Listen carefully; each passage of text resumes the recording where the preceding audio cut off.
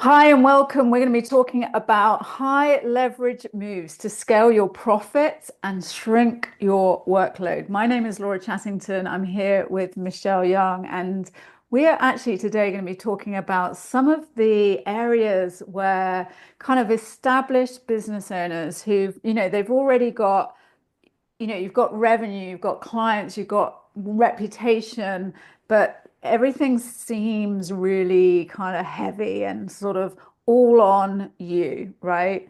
And we're going to be kind of talking about some of those things and what are the high leverage moves that enable you to ultimately, and we were talking about this before we got on, grow your business in a way that doesn't mean everything means more time or more stress or more of you.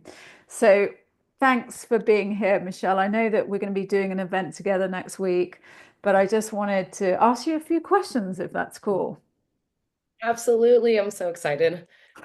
I think this is so important for people to be able to take away just the kind of information that will help them not just scale, but sustain a really good life and Mm, actually live the life that they talk about wanting to live mm, on the mm, backside of that. So I couldn't be more excited to be sharing these things and mm, mm, participating mm. and having a great experience with you. And actually, that's a really good point because I don't think I was saying this the other day is I don't think any business owner, any entrepreneur sort of sets out to build a business that's going to take 24/7 time in the week, right? We don't have that aspiration when we start out. If you think back to when you started, and then, once you get to a point in growth in the business, and all of a sudden you find yourself working all the time, right? All the time. I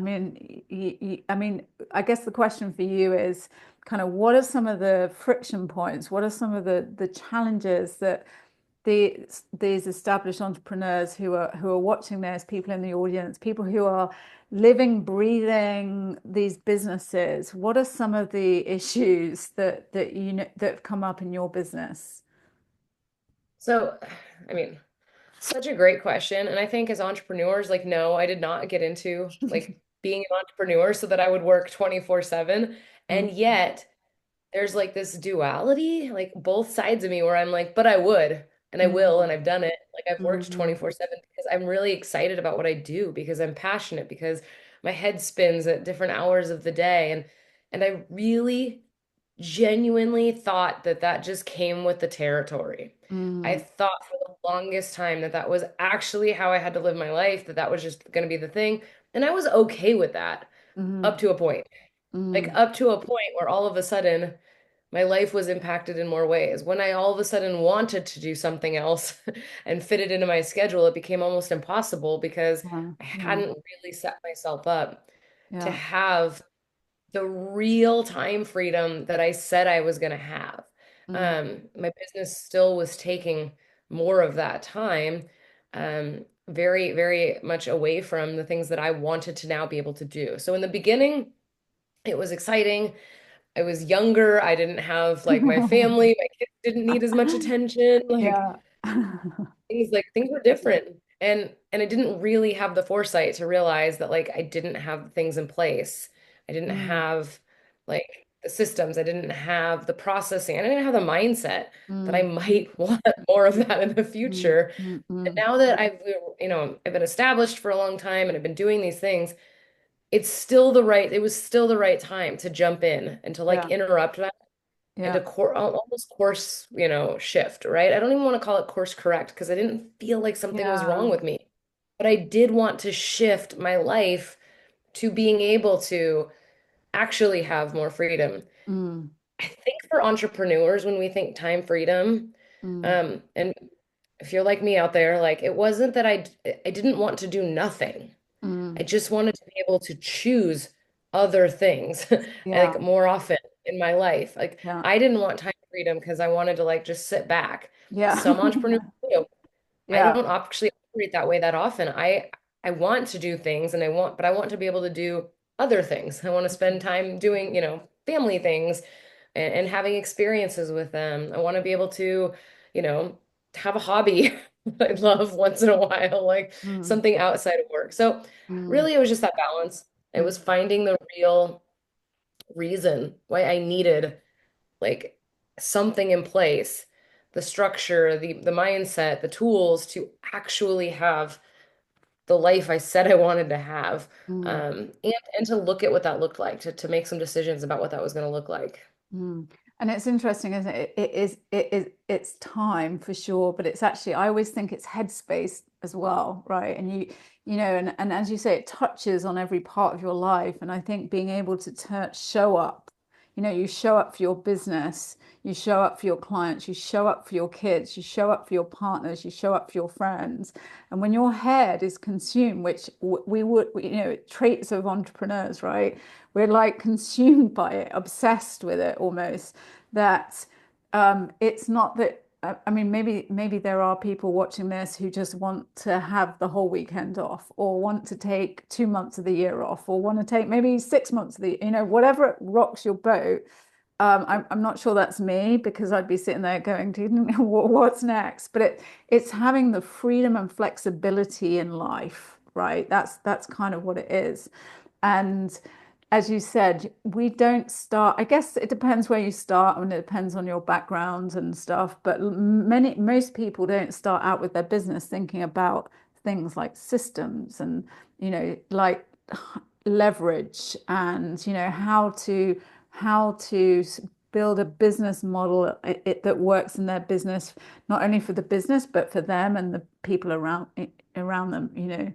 So when you think back, I guess when you think back to those times, what were you doing? I think that's my first question. Like, what were the things that you were doing? What did that look like? What did a day, a week, a month look like in your business before you started kind of like layering in these kind of high leverage moves? And you mentioned, I kind of see it, it's like a strategic reset. It's not that you were doing anything wrong. It's just that there are different levels that you go up in the business. And I think it's like a strategic reset to get to the next place. But if you don't mind, sort of talk about what was going on a sort of practical level.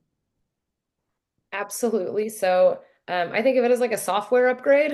Like Yeah. I was operating, it was working, but I was not going at the speed anymore that I felt like I could be producing at. I was not like, things weren't like flowing as fast as they could because like, I mean, I needed to update the software, right? I needed to Mm, update the experience that I was having and that I was able to produce. So at that time in my like journey of entrepreneurship, the answer is quite simply, I was doing everything. Like mm, I was doing absolutely every part of it. I felt like I had to have my hand on everything. I felt like I had to touch every single piece. And even though I still, like I see all the pieces, I'm still involved in some way in all the pieces, the leverage was in like getting very clear on what deserved my time and attention, my mm, physical, like mm, sit down focus, and what needed to just operate, like mm, for me, like in a mm, sense. And mm, so mm. I didn't, if I could have gone back, and again, I don't, It's no no regrets on my regret. journey, Yeah, yeah, but yeah. like, But if you if I could could, if I were shift, yeah, starting now and I knew yeah, what I knew now, yeah, like this would yeah, be where I like I'd want to start here. Like I yeah, didn't know that this was, and when you said headspace, I didn't know this existed. I didn't yeah. know this was like a thing until recently, like in in recent history, I guess, of my business. But if I knew that these things, if I could have leveraged more pieces of my business early on, and I can Mm, only imagine the growth, right? Because mm, since I've done that, not mm, only have I seen the growth in my business, like I'm producing, I've seen the growth in me. Like I have mm, gone exponentially also farther and faster. And so I am now able to like do things at a new level. Like the software upgrade wasn't just to my business structure, it was to me as well. And yeah, so yeah, yeah, not yeah, yeah, doing yeah, day to day, not doing some of the things that like are not actually my skill set. Like I legitimately was doing things that like I am not trained to do as well as somebody else, but I yeah. didn't know how to enter that world. I didn't know what like which pieces to like, to use these tools for, which pieces to not physically figure out myself how to do and how to balance my energy, my time, my headspace for the skill sets I actually have Mm, in order, again, to make my business move farther and faster than it could relying only on me. And so, like, mm. that's where I was. I was in a place where I was doing all the things. Um, I was any title you could think of in a company, Yeah. like that was me. You had it. I'd be Yeah. like, who do you use for marketing? Yeah. Me. Me. Yeah. And so it was learning like what to leverage. But that's where I was sitting. I was sitting in a space where I was doing everything. Mm, And I felt like I had to. Not only did I do it, I felt like I had to do it. It had to be me. Because I didn't know what I didn't know, right? And so the opportunity to sit in on something and to like partner with people to say like, oh, you know what to do. Like I want mm. to do what you're doing. Yeah. And to start modeling that after like very strategic things was insanely beneficial in not again, not just the scale. That's a huge factor because I had an established business. Mm, It was in the ability for me to maintain, to continue to grow that. Um, and then to feel like I had the space to do things in my life, the space to be clear and the an opportunity to do that. yeah. I think one of the things like when people think about scale as a small business owner, for me, I have two different business models, right? And one of them is a brick and mortar. And Mm, I didn't actually think it applied to that until all of it applied to that. yeah. Like I was like, I'm learning it because Yeah. over here I'm Yeah. learning how to do this. And then all of it applied. And when I was thinking about scale as an established owner there, it wasn't that I needed my numbers to change as much as drastically. I Mm, needed to be able to scale a team. I needed to be able to scale other people. I needed to pull in the right mm, leverage point. And mm, then I needed to know what wasn't people. Like how mm. can I leverage tools that aren't people also? Yeah. So it's an interesting like ability to honestly, it works for everything if you've already got Mm, your business like up mm. and going. It Yeah. doesn't matter. It's going to elevate what you're doing and how you're doing it to have these really leveraged moves. Yeah, and I think you touched on it.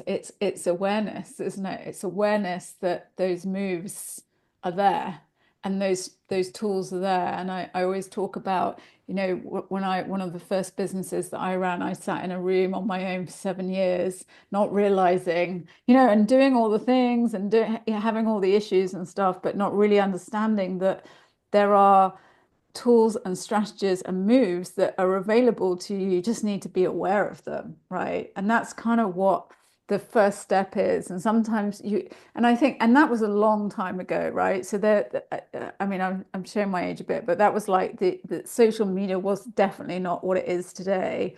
So I think when I think back to that place, I also think there's this kind of, not only do you have all those challenges as a business owner, whether you're brick and mortar or whether you're online, is that there's also this layer of like the global, connectivity internet that we operate at, whatever the business is, right? Whatever the business is.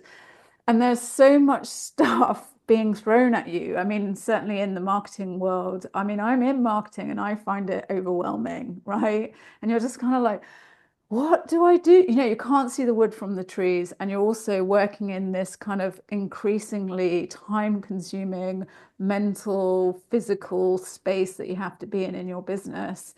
And so it's very hard to become aware of the right things. And I think that's really what the event is about that we're going to be doing next week in the sense of it's like and we called it high leverage moves, which I love that because I think personally, I'm always looking for that. I'm looking for what's the next, what is really going to move the needle. And we're going to be talking about sort of some of those kind of core moves that you can make in your business that not only gives you that kind of next 10%, next 20%, it's transformational, isn't it? It's transformational. It changes you don't recognize the business after you put these moves in. And just to give a little kind of hook and taster of what we're going to be talking about, because I like doing that, is, we're going to be looking at how you can use your offers and your offer delivery and how you deliver your service to your clients and how you can really leverage that, how you can design and create offers that you want to deliver as a entrepreneur in the business, and how you can really scale that up. And that gives huge scale and leverage in your business. We're going to be talking about that. We're going to be talking about how to not listen to all the online marketing stuff and actually focus on the right things and the right moves. And it's different for everybody, right? There isn't a, I think that's one of the things that really annoys me is on online market is that it's all this one size, you've got to do this. This is the move. And that's not the answer for everyone. My moves may be different to your moves, right? And you said it, it's like depends who you are, right? Depends who you are. So really, how do you really focus in on what the right kind of client attraction moves are to scale the business? And then finally, and I think this is your super source expertise, and I'm so glad that you're going to be there covering the other key part of like scaling a business, which is putting those systems in place, right?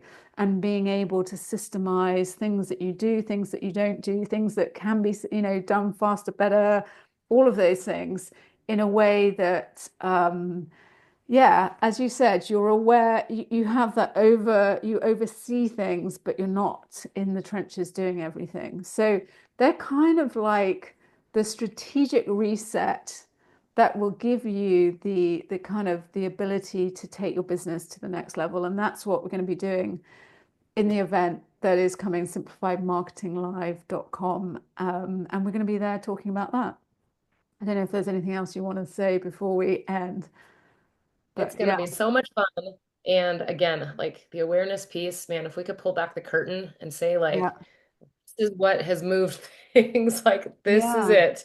Yeah. Like, could not be any clearer that this is the thing that Yeah. started to move the needle, makes it move even faster now. Like, Yeah. And I think everybody who's, people in the room, you're going to be coming away from that. It's not just a sit and learn thing. It is a right. These are the moves, right? This is my this is my business plan in a high level way, that I can go away and implement. And this is how I do it. That's really what it's about. So if you haven't already got your seat, go to www.simplifiedmarketinglive.com and take the VIP ticket, because it's absolutely worth doing, because there's lots of other VIP bonuses, and you're also going to get very exclusive time with me and Michelle in the room answering your questions. And really, it's about, I think we both want people to be going away with something that is valuable and simple and concise, that is you can take action on, right? So it isn't loads more stuff that you're never going to get to someday. It is like the moves, right? The high leverage moves. So thank you for being here, Michelle. And yeah, I'll look forward to being with you very soon.